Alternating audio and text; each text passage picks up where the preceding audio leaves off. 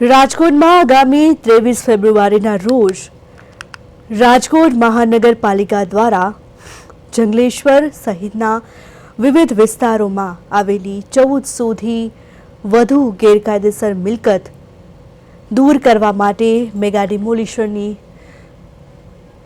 કામગીરી હાથ ધરવામાં આવી છે।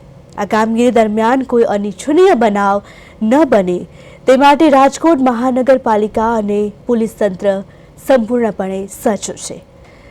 આ ડિમોલિશનના આયોજનના ભાગરૂપે ગઈકાલે જંગલેશ્વર વિસ્તારમાં આવેલી શેઠ હાઈસ્કૂલ ખાતે મહાનગરપાલિકાના 1400થી વધુ અને પોલીસ વિભાગના 1500થી વધુ અધિકારીઓ ત્યાં કર્મચારીની બેઠક યોજાઈ।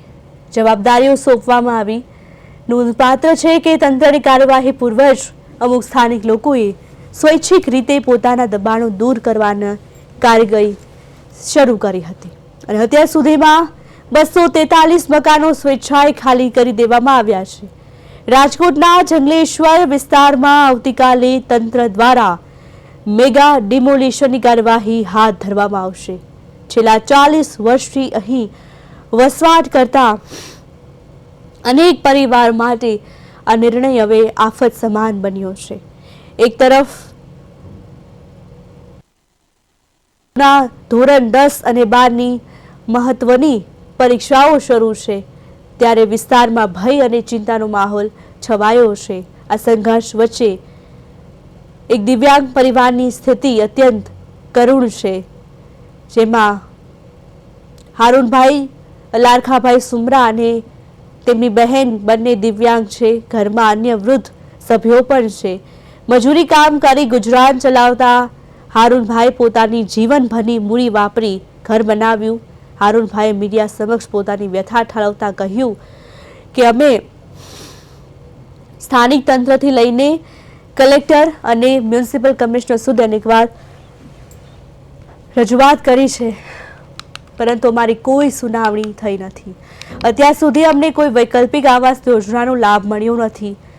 23 તારીખે મકાન તોડી પાડવાની વાત છે ત્યારે દિવ્યાંગ હોવાને નાતે અમે ક્યાં જઈશું? અમારી પાસે બીજું કોઈ ઠેકાણું નથી। જંગલેશ્વર વિસ્તારમાં તમામ સમાજના લોકો રહે છે। અચાનક આવેલી આફતથી સમગ્ર વિસ્તારમાં શોકનો માહોલ ફેલાયો છે।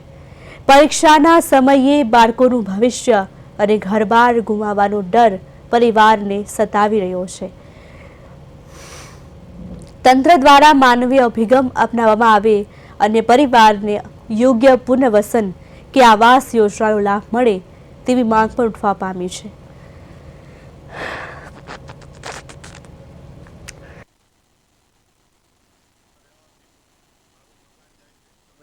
બે વિકલાંગજી, હું મારી જિંદગી આખી મજૂરી કરીને મેં મારું મકાન બનાવ્યું છે, તો એ પણ મારું મકાન પડી જાય છે।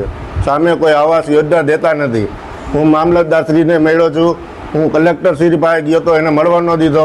કમિશનરશ્રી પાસે કાલનો આખો દી હું બેઠો હતો, તો એ મને અહીંયા કોઈએ મળવા ન દીધો। અમે બધા વિકલાંગ ગયા હતા, કોઈ અમારું સાંભળતું નથી। અમને કોઈ આવાસ યોજના દેતા નથી, તો હવે અમારે કરવું શું? કોર્પોરેશનમાં અમે કાલે આખો દી બેઠા હતા, વિકલાંગ લોકો બધા ગયા હતા, તો અમને કોઈ જવાબ જ ન આપ્યો, ન અમને મળવા દીધા। હમણાં બોલાવી સાહેબ મીટિંગમાં છે, હમણાં બોલાવી સાહેબ મીટિંગમાં છે, એવી રીતના કરીને અમને 6:30 વાગે લગી સાંજના બેસાડ્યા। મારા ઉંમર છે 43 વર્ષ। મેં મારી જિંદગીમાં જેટલું કામ કર્યું છે બધું મેં મારા મકાનમાં જ નાખ્યું છે। તો શું કરી કહી ગયા છે 2 દીની કાંઈ કાગળ કે નોટિસ કોઈ વસ્તુ નહીં, આવીને કહી ગયા કે 2 દીમાં તમે તમારું મકાન ખાલી કરી આપો। 2 દીમાં અમે ક્યાં જાય? તો હવે તમે શું કરશો? કારણ કે અત્યારે ઘર ખાલી કરવાનું છે, 23 તારીખે ડિમોલિશન છે, તો હવે તમે શું કરશો?